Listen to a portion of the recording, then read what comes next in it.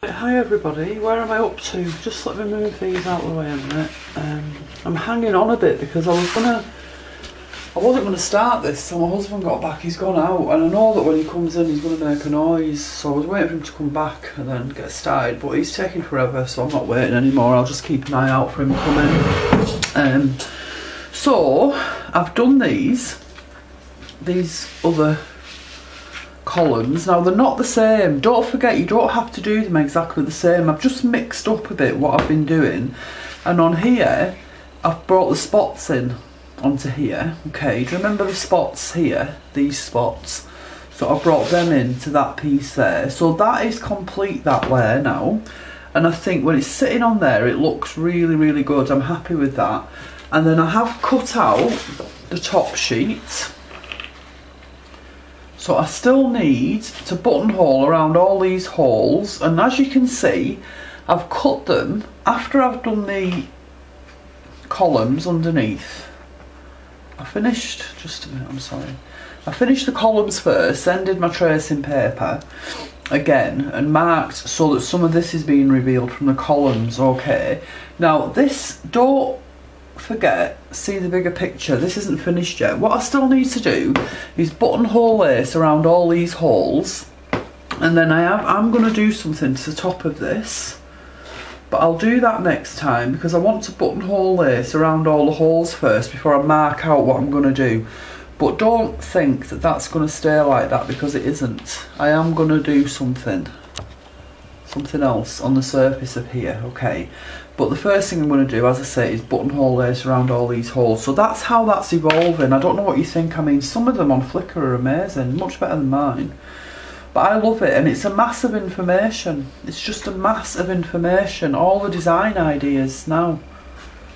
So many design ideas that can be taken forward and mixed and matched. And I even thought, because I've made progress on the other sheet, if you consider the next one, look at the mixing and matching that can go on. I mean, look at the holes over here, for example. So there's just, I mean, I'm going to say hundreds, but I don't mean hundreds, I just mean a lot. But there's hundreds of possibilities here for just getting this out in 3 months' time, flicking through it, all the information, and doodling and creating more patterns and creating more of these. I mean, it's just phenomenal. I'm so happy that I did this class, and that, you know, I'm pushing and pushing, I think, ideas for design. I mean, for example, let's put that one on there, and let's bring that one in so that you can see that and that. Or let's bring a half one in, is here. I'm just going to turn off. Right, where was I? Can't complain that it took him so long because he brought me some flowers, so that's alright. So yeah, so I mean, I said to you, and I did mean it, that you can go ahead and use a different pattern for your second sheet. This is my second sheet. A different inspiration, even though I'm continuing with my first inspiration. So, but you can mix and match process. You could do one like exactly like I'm going to do for the second sheet, but then you could come back and take elements from this sheet in terms of the stitched paper, okay? And the circles, defining circles and doing them a different colour, and the cutouts, because look at the difference. I mean, just look how lovely that looks in there. Okay, and even offset, if I put this big one over that one, with that kind of at an angle, offsetting that one, so you know, every single technique that we're going through and every single process is usable over and over and over again with different patterns, different papers, different colours, different layouts. One big circle, if I had, let's just say, put these two together because these are quite similar. So let's just say that this was a sheet, a finished sheet, okay, imagine there isn't holes in it here. But then one massive circle that would envelop maybe that area, you know, and it's like having a window viewer, isn't it, when you cut out a bit of card with a square in the middle to place over things to select areas. You can do that with these patterns, but leave it on top as a permanent feature and embellish on the top of it, because not only am I going to just put this one back together again. Oops. It's difficult to pick them up. Because not only am I going to lay this on top of here, Just a sec, sorry.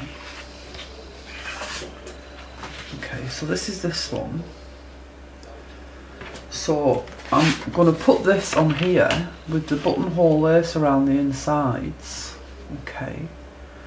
But then I'm going to do something else to this that I will demonstrate. So I'm going to have on here a wealth of information. If we start at the top, I'll run through this again when we've finished it if I don't forget.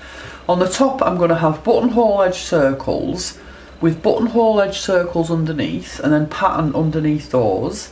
I'm going to have buttonhole edge circles with little glimpses of a design there, which on its own is a design, okay, a small area of design. Same here, and then I'm going to lift up, if I can, okay, and then I'm going to have 1, 2, 3 designs that are all interchangeable alongside a design of a buttonhole circle with that design underneath, and on and on and on it goes. Okay, so I mean, I said on Deanna's picture today, Deanna's put a picture on, she's got quite far ahead and she's put some lovely images in the group, that she has got, and I will have, and you will have, a mini portfolio. This is like a little book of design ideas, isn't it? If you were to look at it this way, and imagine this is a book you've bought, and then you just turn the pages, and every page has got a source of a design and some inspiration going on for patterning and things. So even if we only made this one collection in this class, you've got how many designs? A minimum 20, I would say, if you really look at it and think about it and appreciate the different layers as separate entities and then as combinations of each other. 2 things off one with 3 things off another, 1 thing off one with 1 off the other 2. You could go on forever. It's never ending, it's perpetual. It reinvents itself depending on how you look at it and which section you take with which section. So I'm very excited about this. And I will try and progress this for next time, and then tell you about what else I'm going to do on top of here. Okay, so that's that one. Now my second sheet, I've got decisions to make with this, because in terms of comparison to the first sheet, this is a lot more simple. It's a lot simpler because really it's only one layer and it's going to have this insert. Now I was thinking, I measured it, didn't I? So that it's 28 across exactly. If I lay within those lines, okay, it's exactly the same size. But bugle beads, I've got the biggest bugle beads I can get, and the bugle beads might cause me to change my thinking a little bit, because, and I also don't know if I'm going to use blue or black yet. But I wanted these to form like a bridge across the top of here, okay? As if they were connecting it, as if they were fastening it. So if I leave it like I'd planned initially, those lines, they're not going to do that sufficiently, obviously, for me. So what I'm thinking is, I might have to come in a bit further. Okay, like that. So instead of being 28 across, it'll be 27.5, but I can live with that. That doesn't bother me. And then these will sit across that divide, almost like it's lacing them together all the way up. So that is my plan. Okay, now also I've got to reiterate that this bottom piece in here is going to be stuck to this top piece with masking tape. Now can you see how much extra I've got here for sticking purposes? Well, that's essential because I can stick at that far edge and the sticking will be nowhere near where I'm going to stitch, okay? Because when I come to put the bugle beads on, I don't want to be putting my needle and thread through masking tape. The masking tape will be underneath over here. So remember that, that's important. And something else I wanted to say about this one, I considered when I was cutting this one out, because I didn't leave myself much of a margin over here, did I? Do you remember? I'm quite close to the edge here. So I considered a semicircle there instead of a full circle, but I didn't. But that's another idea. Try cutting out semicircles to lay on top. You know, try cutting out squares. If you've got your initial circle that's defined, which by the way, I've done all the stitching around now, with the running stitch. Imagine that with a square laid over the top, how that would distort the pattern. So these are all ideas and possibilities for moving this on. Really, it's design.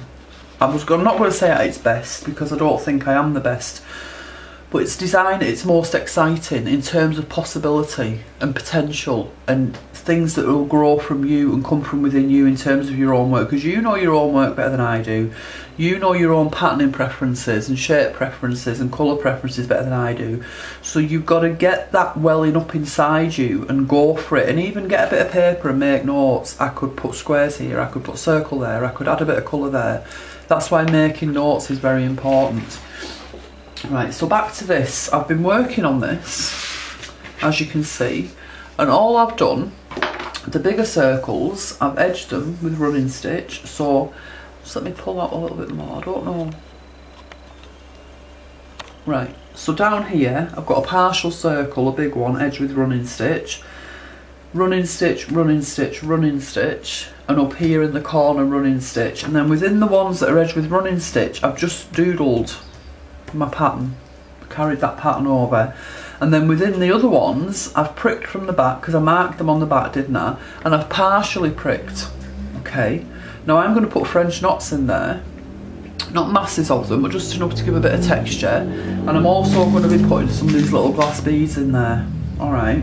Now, and on this one, I need to do exactly the same to this. This is the back, as I've done with this. So the big ones will have running stitch, and the smaller ones will be similar to these with the pin pricking from the back, okay, and that will sit there. Now in this middle piece, I'm going to put French knots in here, okay, and then when I've put the French knots in here, I'm going to stick it together before I put these on, because what I want to do is stick it together. This is very quick in comparison to the first one, but it will be massively effective. It won't be degraded because of that. So what I'm going to do are French knots, then I'm going to stick it together. Then I'm going to put these across equidistant, as if I've laced that together. And then in the spaces where there's no bugle beads, I'm going to put little glass beads. Okay. So what I'm going to do today is just prick this from the back and put some French knots in on camera with you so you can see that. Alright, I can't remember how long the first video was. I can't remember. And it doesn't matter anyway. I might well start the third sheet today. My plans for the third sheet aren't formed yet perfectly, precisely. I started, before I listed the class, I had an idea, but because I've been doing all this, my ideas are evolving and changing all the time, so it's not set in stone yet, so I need to think about that. But I am thinking along the lines of bringing both my first two design sheets together, the processes in 3 different sections, and using the zips to fasten them together. So that's what I'm thinking in terms of patterning, etc. I'm just going to get a drink, I won't be a sec. But also, I want to bring in more fabric into that one. I want to use more fabric than I have done already on my paper with the puffy things. Right, so I'll get my needle. Now this isn't the back, this is the front, but it doesn't matter. I can just mark my holes for my knots at the front. And I'll just start off with a couple at first, near to the bottom. So just randomly pricking where I think knots will sit individually, but still look appealing in terms of distribution. Okay, so that's what I've done there.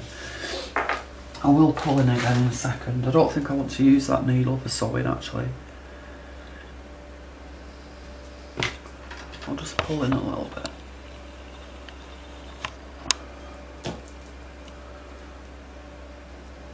Another new skein.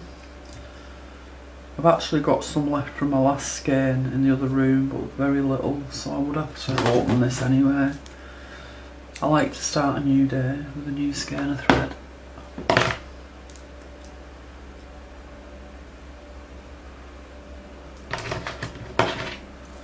Not too long, because I don't want it to knot and get tangled. So, and I'm going to put a knot in this, And again, I'm not going to start at the bottom, near the bottom, because I don't want my tail to be hanging out of the side. Tail end of my thread.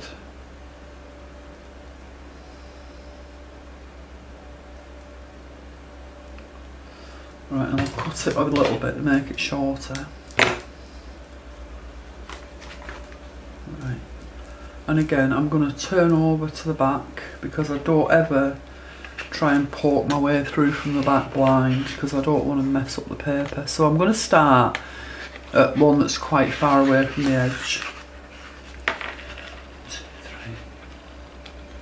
And you'd be surprised how quickly a piece is enhanced by, and then I'm going to go right back to the one at the bottom now. Okay. A piece is enhanced by adding something textured to the surface, like French knots. And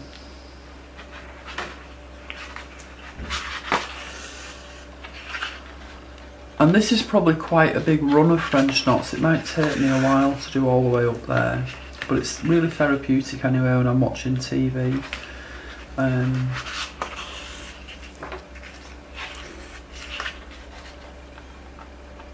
So if I do a couple more of these, and then I'll move to the other section and put my beads in this, want a bead in one of those areas to show you the effect that has.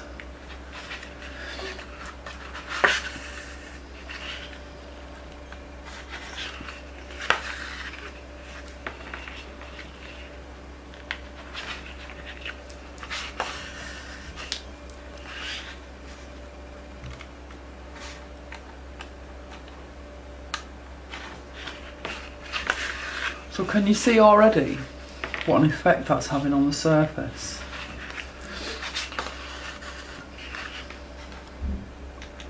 Just that lovely bit of texture. And what I'll do is I'll pull the other piece alongside it and give you an appreciation of how it looks alongside the other section that's going to be applied to this. Okay. I mean, as many or as few as you want. You can have them as dense, as crammed as you want, or as spaced apart as you want. It's entirely up to you. It's very much a personal choice thing. With me, it's never about the time it takes. I don't mind the time consuming. I've got a knot in there, so I don't mind time consuming and laborious. In fact, I embrace it. I like it. But there's nothing to say that just a straight line of French knots interspersed with beads wouldn't work. 3 French knots, 1 bead, 3 French knots, 1 bead, that would work, wouldn't it? So, you know, you think about what would appeal to you. Right, so if I leave it at that now, and then I'll get that other bit over and pull the camera in. I still need to do my work on that bit. So if I just, and then bring that alongside it.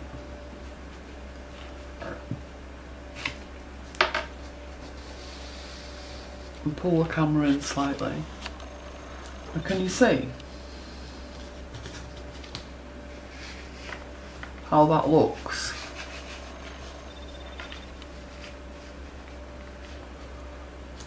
Oh, just move it again, it just keeps splitting apart when I... Next to that. I mean, look, how wonderful is that? It's lovely. And then imagine when I get further up, how it's going to look next to that. You know, and there's 1, 2, 3, 4, 5, 6, 7, 8, 9, 10 French knots there. That's all so far. So looking at the length of this piece, I'm probably going to have to do a minimum of 100 French knots to fill this piece. And it'll probably be more than that. But there, so that's how it looks and that's how effective it is. But how simple is that? So if I move that to one side now and get some knots and a bead or two in one of these areas, then you'll see the benefit of that. So I'll rethread my needle. Now my holes are already there, aren't they? Because I've done some pin pricking from the back. And with these glass beads, fortunately, at least hopefully I think, if I remember rightly, I don't need a bead needle with these because we've got quite a big hole and this long thin basting needle will go through them. Hopefully. Yeah. And I can use cotton abroader with those as well. Don't have to use very fine thread with those. So again, I'll put a knot in my thread.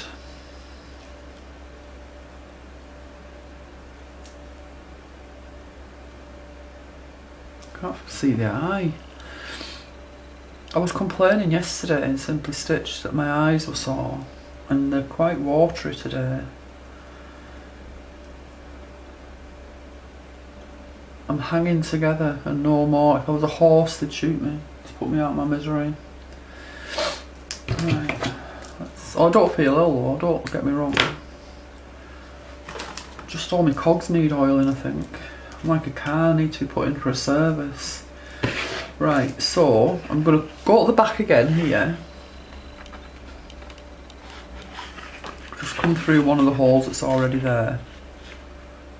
Go back down through the same hole, because it's okay on paper to do that. It's you'd be very unlucky if that pulled your knot through to the back, because these holes aren't that massive.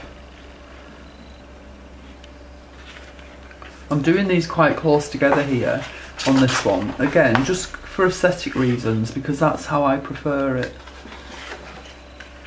So I've done 3 in that little cluster there.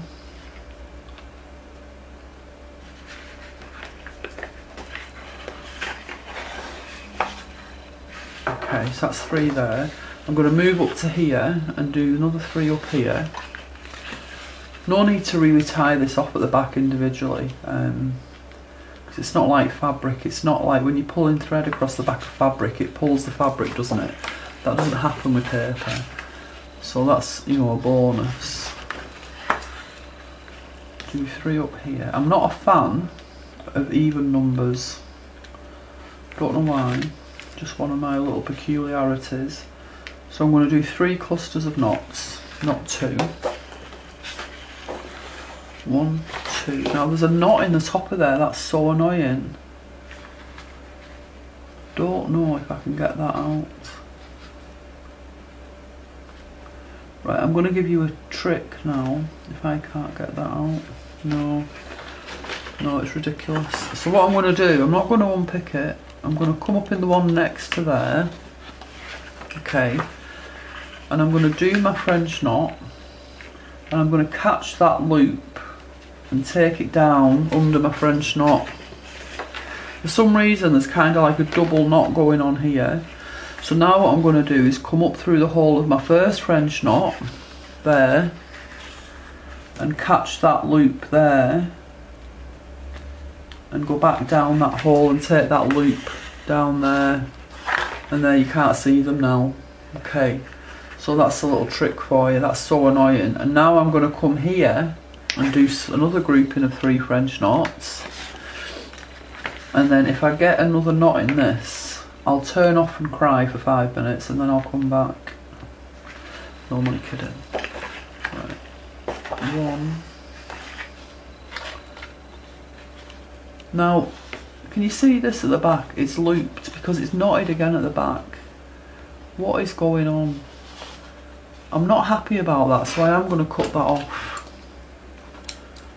I don't understand, and I'm not prepared to live with massive loops at the back of my work either. So probably what's going to happen now, so I came from this grouping of French knots, so instead of having to unpick those, I'm going to put another trick for you. I'm going to thread my needle again and put a knot in my thread.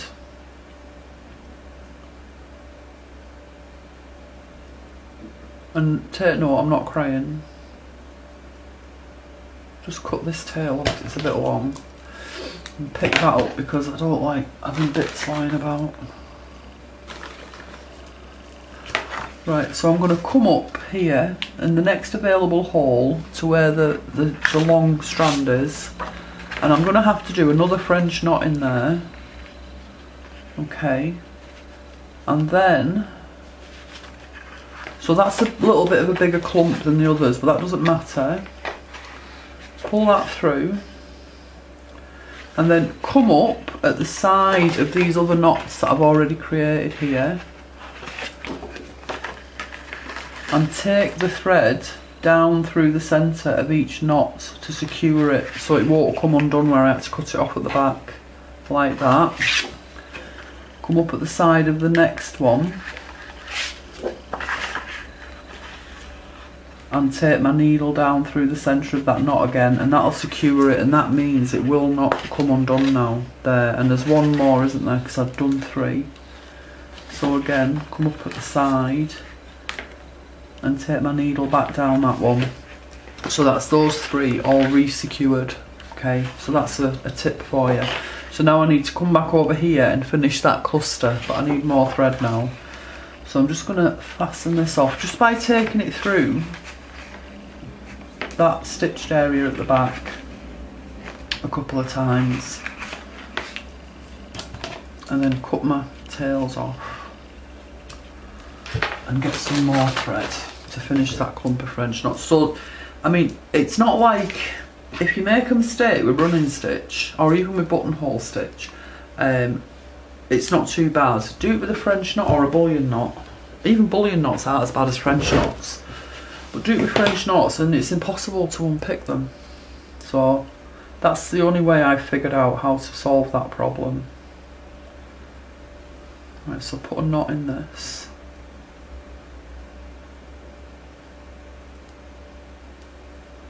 And cut my tail off again. So I've done 1 there, haven't I? So I need to do another 2.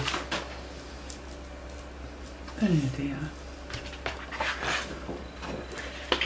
So it's that clump there. Oh, actually no, I need to take that one off because I cut it off, didn't I? Look. It's there. So I haven't got any in there because that's the one I cut off, isn't it? That doesn't matter. So I need to do 3 French knots in here. 1, 2, 3.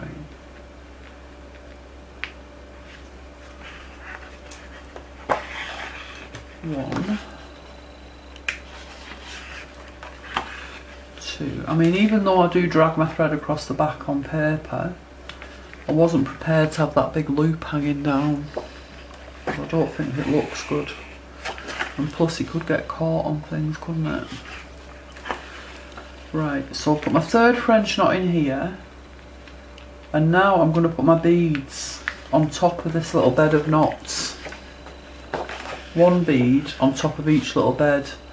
So I'm going to go in another hole that's very close. Get my bead. And then just go down a random hole. And there's my first bead on there. Now what I do with the beads though, is I fasten it off like that twice.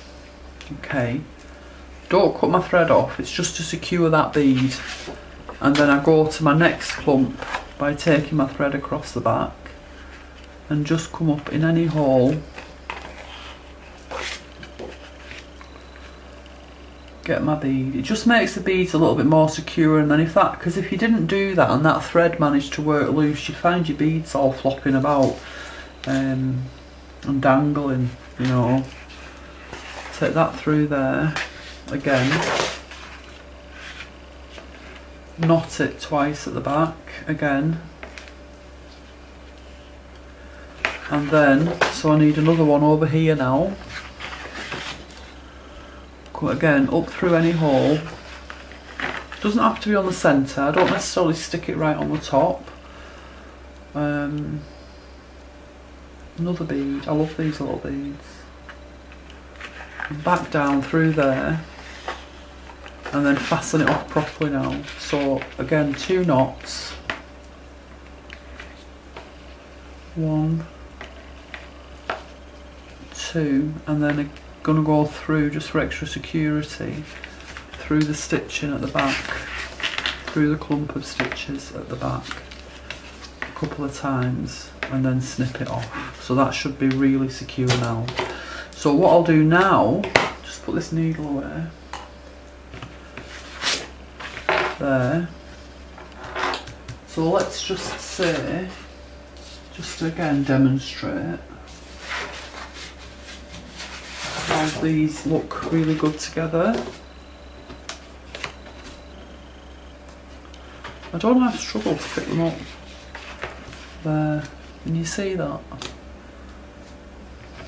It's just going to be, I think, personally, I'm going to be really happy because I think it's just going to be a wonderful collection of design ideas and potential for further design, and it does excite me, it really does. I like it a lot. I'll just pull out a little bit. Right, so what I need to do now is continue to do that on there. I need to complete this piece and I need to do these French knots, but that won't happen today. So your next video is going to be about the third piece, about starting the third piece. Okay.